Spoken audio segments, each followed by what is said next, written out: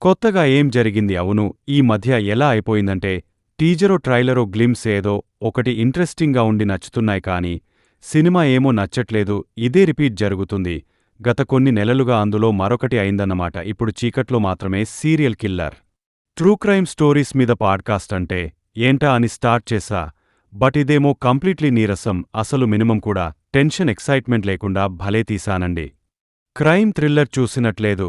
చీకట్లో చుక్కలు అనే సీరియల్ చూసినట్టుంది. Except killer back. Story rest అంతా అస్సమే. అది ఒక్కటే ఓకే అనిపించింది. న్యూస్ ఛానల్స్లో యాంకర్గా మానేసి ట్రూ క్రైమ్ స్టోరీస్ మీద పాడ్కాస్ట్ స్టార్ట్ చేయాలనుకుంటుంది సంధ్య.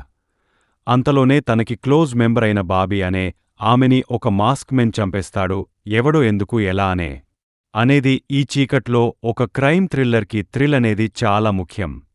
అది సస్పెన్స్తో మెయింటైన్ చేస్తూ తీసుకెళ్లేది అవ్వచ్చు, లేకుంటే ట్విస్ట్లతో క్యారీ అయ్యేలా చేసేదైనా అయి ఉండొచ్చు. థ్రిల్ మాత్రం కంపల్సరీగా ఉండాలి.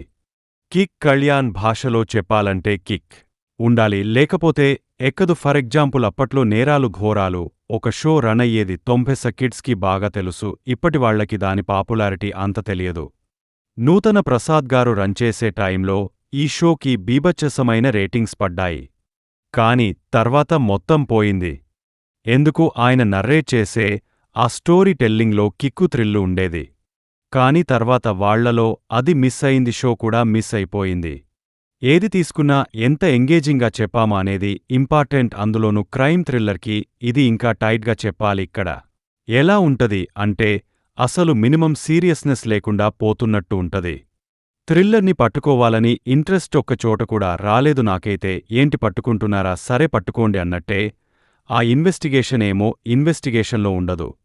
సీసీటీవీలు ఎందుకున్నాయో తెలీదు, ఎందుకు చెక్ చేయరో తెలీదు, చెక్ చేసినా ఎందుకు, ఏం దొరకలేదో తెలీదు. ఆ కిల్లర్ ఇంటి లోపలికి ఎలా వచ్చేస్తున్నాడో చెప్పరు. గోడలో నుంచి అలా మాయమై వచ్చేస్తున్నాడేమో మరి ఏంటో. ఏదేదో తీసేశారు చివరికి తెచ్చి.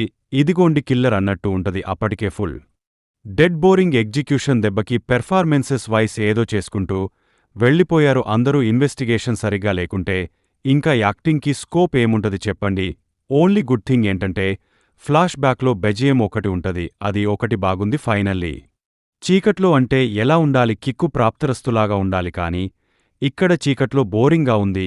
మీ ఇష్టమేగా మూవీ అయితే తెలుగులో ప్రైమ్ మీడియాలో స్టీమ్ అవుతుంది.